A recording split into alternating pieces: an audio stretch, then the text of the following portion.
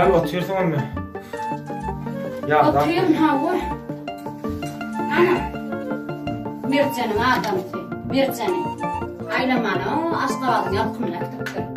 İşten ya dak gelip ingir deme, gayret et ingir deme. Men şu ingir deme, oğa şunu gidenlerin aytdiyan. Gidiptir şolar aylanmanı.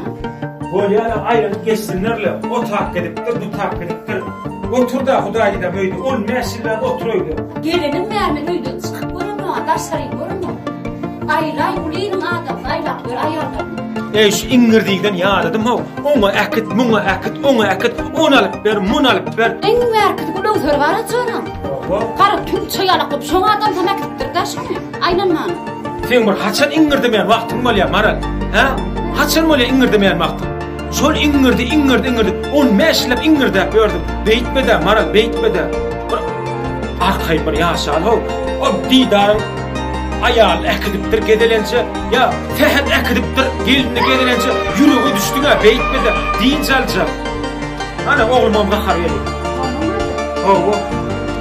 On meşlep hemen ödün çıkamıyorlar, değil mi? Biyeceğim ya köylük dünyanın arasında benim gidip aylanıp göreyin, aygay benim. Bolya, ahir ardın sen, akıtacak, geyin, gör, ya tayıncak vurdun. Olayım tayıncak, akıtacak. Bolya da, yine ayal maşgala olan ayalda, gelinim Bolya, sen ingir diyesi dema, gör, akıt böyle orada akıdayın. Çanım, bol, çaltırak Bolya, gayrak. Oğluma kim seyretmeli? Oğluma şaklamış, dürülmeli.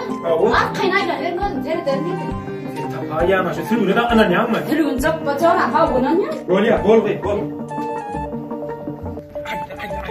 Ay, yürü daha. Hem ya bu kilden Öyle otağıyla, Böyle. Gördün mü? O dönüyorlar.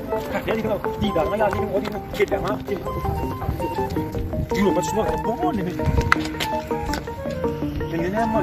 Vay. Bilmir ha. Ha? Bilmir ha, şok imalaydı. Evet. Baroj alıp verdim.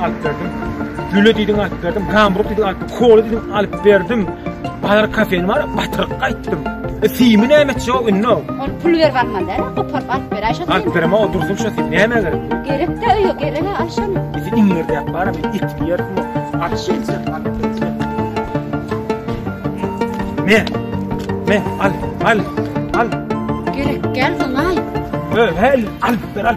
Yürü, işte aldım da. Men nereye toğuk badır öttüm bunda. Toğuk yok mu bileme ha. Artık şimdi de toğuk yok.